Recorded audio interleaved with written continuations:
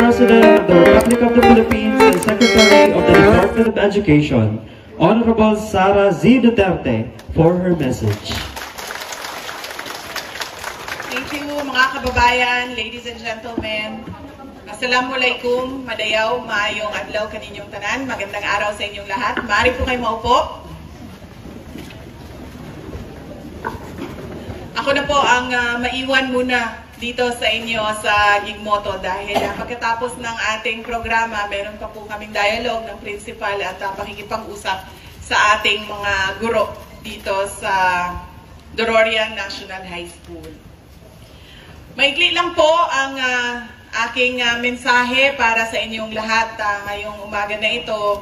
Unahin ko na po ang aking mga pagpapasalamat. Nagpapasalamat po ako sa inyong lahat sa oras at oportunidad na ibinigay ninyo sa akin ngayong umaga na ito na makasama kayo para sa turnover ng ating mga classroom para sa Last Mile School na Dororian National High School.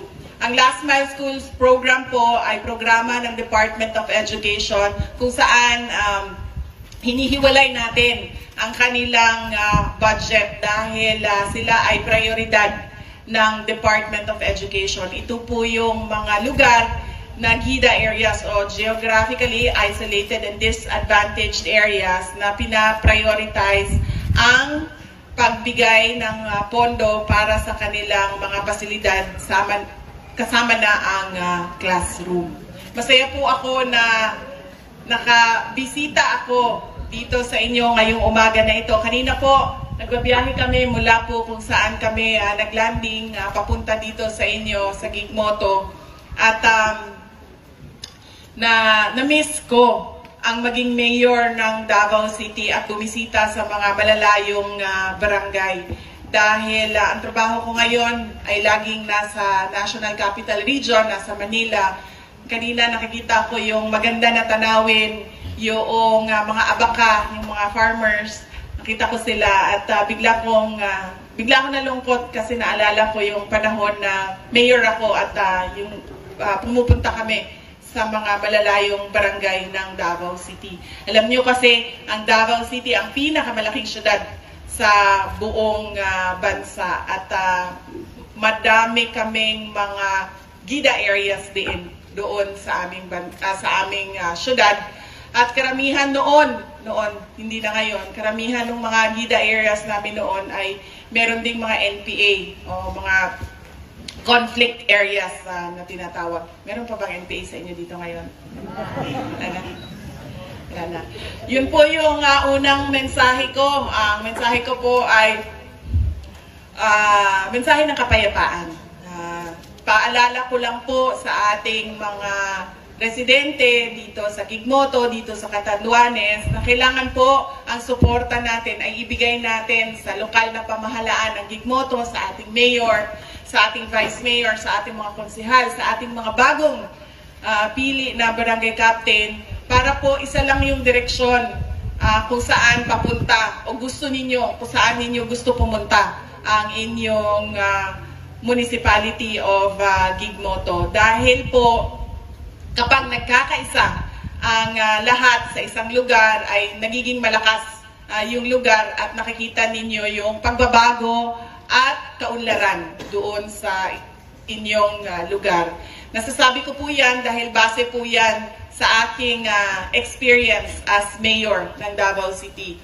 Ginawan po namin ng paraan na hikayatin ang mga tao, lalo na sa mga GIDA areas, malalayong barangay, na ibigay nila, suporta nila sa gobyerno para nakikita natin, nakakapasok ang mga proyekto, ang mga programa ng gobyerno doon sa kanilang lugar at nakikita yung pagbabago doon sa kanilang lugar. Kaya mahalaga ang inyong suporta sa gobyerno. Mahalaga din na huwag ninyong ibigay ang inyong suporta sa mga tao na ang layunin ay manggulo sa inyong lugar o masama yung kanilang mga adhikain. Tulad na lang ng mga kriminal, mga terorista, mga NPA, mga scammer, mga swindler, at lahat ng klase ng mga kriminal. Dahil magugulo yung inyong komunidad at mawawala yung kapayapaan at pagkakaisa na nakikita ninyo kapag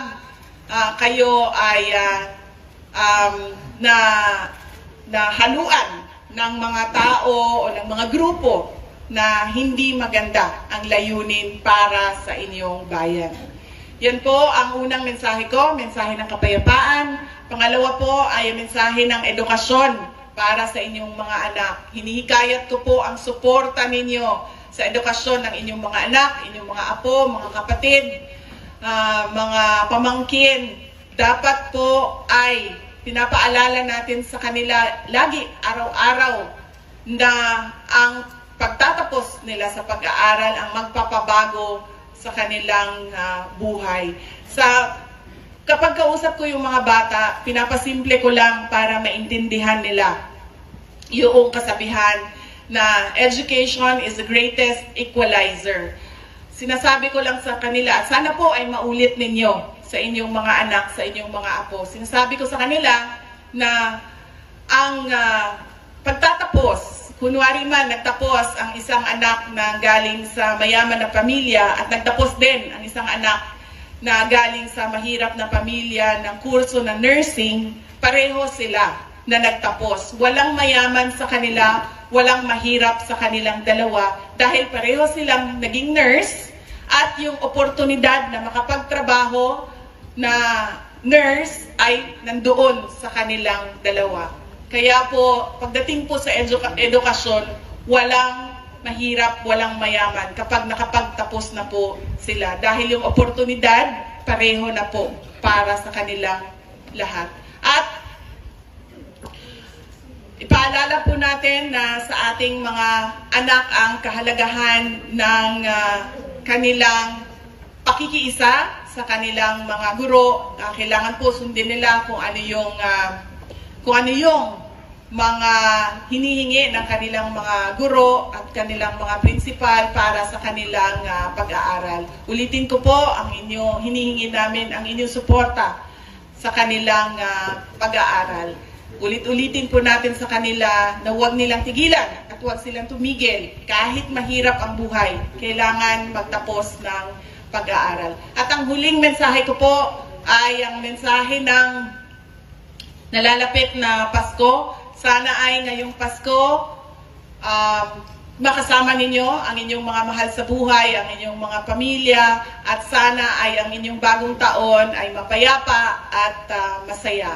Ang aking pong pagpapasalamat sa inyong lahat, sa oras ninyo, ang aking pong pagpapasalamat sa inyo, sa suporta ninyo, sa boto ninyo, sa kampanya ninyo, sa akin nung nakaraang taon. Hindi po ako nanalo sa Catanduanes, pero meron pa rin ako nakuhang boto dito, kaya nagpapasalamat ako sa inyong lahat.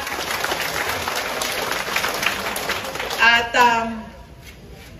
pinapaabot din po ni Pangulong Bongbong Marcos ang kanyang pagpapasalamat sa suporta ninyo sa kanyang 8-point socio-economic agenda para sa bagong Pilipinas. At syempre, mula po sa aming pamilya, ang pamilya Duterte, malaki po ang utang na loob namin sa inyong lahat, mga kababayan namin, sa pagkakataon na ibinibigay ninyo sa amin na makapaglingkod sa ating pamahalaan. Mula po sa aming pamilya, Pamilya Duterte, maraming salamat po sa inyong lahat. Ulitin ko po, Merry Christmas and Happy New Year!